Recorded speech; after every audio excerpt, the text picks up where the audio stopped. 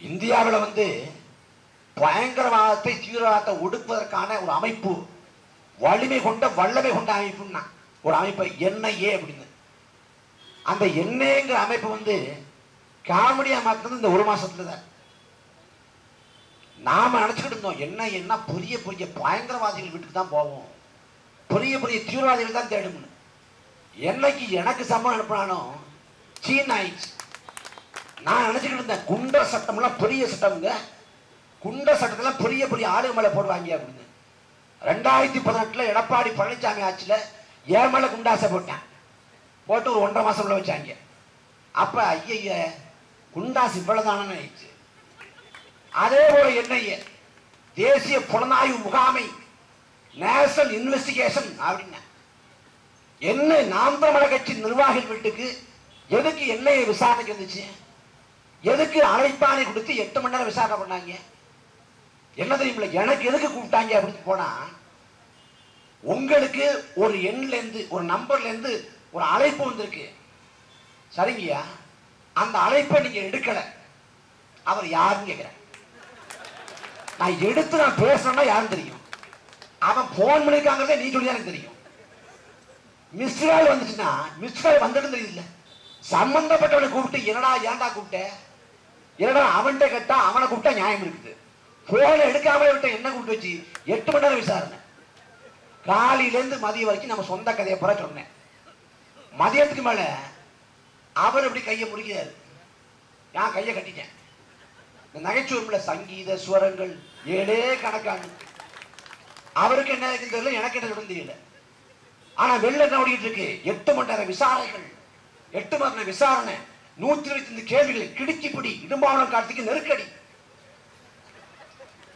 மதிய நேரத்துல அவங்களே வந்து வெளில போய் சாப்பிட்டு வந்துறீங்களாங்கிறாங்க. எங்க வெளில மீடியா உட்காந்துருக்கேன், எதுக்கு வெளில வந்தாலும் சாப்பிட போச்சுனாங்கன்னா எனக்கு கேவலமா நினைக்க மாட்டானே, நான் பரீட்சையில் வந்திருக்கேன் அப்படி நீங்களே நாளுக்கு கொண்டாங்க அப்படின்னு. இல்ல ஒண்ணு வேண்டாம் பணச்சாராத கொண்டு வாங்க, இல்ல தயிர் சோறு சாப்பிடுங்க, சரி கொண்டு வாங்க அப்படின்னா, நானும் தம்பி தென்னங்க விஷ்ணு 2 பேரும் உட்காந்துருக்கோம். சாப்பாடை வச்சுட்டு நீங்க ஏதாவது ஒரு ரகசியமா பேசிருக்கீங்க, கதவை பூட்டிட்டு போயிட்டு தம்பியோட நான் ரகசியம் பேச போறேன். இந்த கூத்து நான் என்ன கேட்கிறேன் அப்படின்னா, எனக்கு மிஸ்ரால் கொடுத்தாரு, அதனால என்னைய கூப்பிடுது. ஒருவேளை நாளைக்கு அண்ணாமலை வீடு, அண்ணாமலைக்கு ஒரு மிஸ்ரால் வருது, ஜெர்மன்ல இருந்து அந்த அழைப்பு அண்ணாமலைக்கும் வருது. அண்ணாமலையும் கூப்பிட்டு 8 மணி நேரம் உட்காந்துருப்பியா, அண்ணாமலைக்கும் கூப்பிட்டு சைஸ் சோறு வாங்கி குடிப்பியா? எதுக்கு? அச்சுறுத்தணும், பயமுறுத்தணும். கடைசியில சின்னத்தை நாங்க பறிச்சிட்டோம்ல, இந்த வடிவல் நகைச்சுவர்ல சீப்பை ஒழிச்சிட்டோம்ல, கல்யாணத்தை எப்படி நடத்த முடியும்? நாம் தமிழர் கட்சிக்கு தேடி வந்து ஓட்டு போடுவாண்டா. நீ பேய் முகத்தை சின்னமாக கொடுத்தால் கூட தேடி வந்து நாம் தமிழர் கட்சி ஓட்டு போடுவேன். விவசாயி சின்னம் நாம் தமிழர் கட்சி இருப்பதால மதிப்பு. நீ அர்ஜுன் சபத்தில் கொடுத்து பாரு விவசாய சின்னத்தை, ஏன்னா ஓட்டு போறான பாரு, ஒருத்தர் மதிக்க மாட்டான். எங்கள் எண்ணத்தோடு ஒத்து வருது, அது சின்னமா அமைஞ்சிருக்கு, அதான மதிப்பு. நீ விவசாய சின்னத்தை பறிச்சுட்டா நாங்க முடங்கிறோம்னா தேடுவான், நாம் தமிழர் கட்சி சின்ன எதுவும் தேடுவான். எந்த நன்மையும் இல்லை, பாஜகவால எந்த நன்மையும் இல்லை. ஆனா அந்த பாஜக தூக்கிக்கிட்டு வர்றாரு அண்ணாமலை. கர்நாடகத்துல சிங்கம் சொல்லி தெரியலாம், தமிழ்நாட்டில் எப்போதும் ஆடுதான், அதுவும் சாதா ஆடு இல்ல, பழி ஆடு. என்னைக்கு பூஜை போட்டு பொங்கல் வைக்க போறோம் தெரியல. நாம் தமிழர் கட்சி 2024 பிறகு இருக்காது.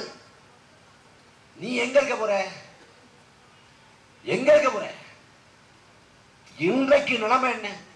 ஒருவேளை அதிமுக எடப்பாடி பழனிசாமி மனசு மாறி, இல்ல நான் மறுபடியும் பாஜகவோட கூட்டணிக்கு வர்றேன், ஒன்னே ஒண்ணு, இந்த இரிட்டேட்டிங் ஃப்ளோ அண்ணாமலை மட்டும் தூக்கி எறிஞ்சிரு அப்படின்னா, அண்ணாமலையை தூக்கி எறிவான் இந்த பாரதிய ஜனதா, அரசியல் அனாதையாக மாறி போகுது. அவர் சொல்றாரு நம்மள நாம் தமிழர் கட்சி இருக்காது அப்படின்னு. ஒரு கூத்து.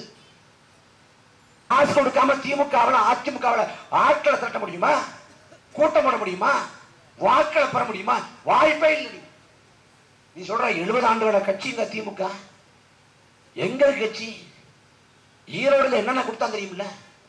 இந்த தேர்தலுங்கிற அமைப்பு முறை எண்ணற்ற நாடுகள் இருக்கு தேர்தல்ங்கிற அமைப்பு முறை. எந்த நாட்டிலும் இந்த கூத்து நடக்கல.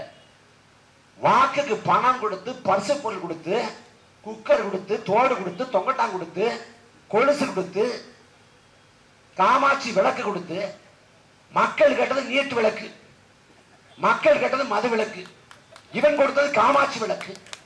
வாங்கி கொண்டு வீட்டில் வைக்கிற நீ ஆடுறது பூரா மூதேவி, கொடுக்கிறது காமாட்சி விளக்கு, லட்சுமி விளக்கு. அதுவும் இல்லாம மக்களை எல்லாம் விலை வீசி டாடா ஏசில போய் அள்ளி கொண்டு போய் ஆட்டு மாட்டு மந்தை கூட்டம் போல அடைச்சிட்டு இருந்தேன். ஒரு 4 முழுக்க சும்மா உட்கார்ந்துருங்க, நாங்க 2000 ரூபாய் காசு தர்றோம். எவ்வளவு பெரிய இழிவு. கடைசி என்னன்னா, அடைச்சிட்டு இருந்தா ஊடகங்கள் மோப்பம் பிடிக்குது, ஊடகங்கள் செய்தியாட்டம் தந்துக்கிட்டு ஒரு வண்டியில ஏற்றி கொண்டு போயிட்டான். எங்கடா நான் ஏற்காடு இம்ப சுட்டலாங்க, அங்க பந்தலை போட்டு சோறு போடுறாங்க. என்னன்னா காது குத்து, யாருடா குத்துறீங்க? யாருமே இல்லைங்க. காது குத்து நடத்த காது குத்துற ஆளே இல்லை. நாம மற்ற நிகழ்ச்சிக்கு போனோம்னா சாப்பிட்டு மொய் வச்சுட்டு வரணும். ஆனா அவன் நிகழ்ச்சிக்கு போனா சாப்பிட்டு அவனே மொய்க்க கொடுத்துருந்தான். நம்ம பார்க்க போட்டு கிளம்பி வந்துடலாம். இந்த கூத்தெல்லாம் ஈரோடு நடந்துச்சு. இந்த கூத்துக்கு நடுவே, எல்லாத்துக்கும் நடுவே 10,000 இனமான தமிழர்கள் நாம் தமிழர் கட்சிக்கு ஓட்டு போட்டேன். வெற்றி பெற்றது ஈவிகே சிலங்கோவன். நாம் தமிழர் கட்சி 10,000 வாக்கு போட்டாங்களே. 10,000 வாக்கா நான் இருக்கிறேன். ஒரு 5,000 வாக்கு கூட கொடுத்தோம்னா மறுபடியும் இடைத்தேர்தல் இருந்திருக்கும். எல்லாத்தையும் எதிர்த்து சண்டை வர்றோம். இங்க பாஜக தமிழ்நாட்டில் வர போறது இல்லை. அவன் வரமாட்டான். தமிழ்நாட்டிலும் வரமாட்டான், வெல்ல மாட்டான், அவனுக்கே தெரியும். அண்மையிலே புதிய தலைமுறை தொலைக்காட்சியில் கருத்து கணிப்பு 18 விழுக்காடு வாக்களை பெறும். யாரு? பாரதிய ஜனதா. பிஜேபி காரன் நம்ப மாட்டான்டாத, அவனே நம்ப மாட்டான். அவனே ஜன்னல் திறந்து வச்சிருக்கோம், நாங்க கதவை திறந்து வச்சிருக்கோம். இவன் 18 விழுக்காடு வாக்கு அடிச்சு விடுற. இங்க பாஜகவை காட்டி ஒரு வேலை நடக்குது. பாஜக வந்துடும் பார்த்துக்க. இந்த சின்ன குழந்தைகள்லாம் சாப்பிடலன்னா, ஒழுங்கா சாப்பிடலன்னா பூச்சாண்டி வந்துருவான் பார்த்துக்க. பூச்சாண்டிய பிடிச்சு கொடுத்துருவோம்.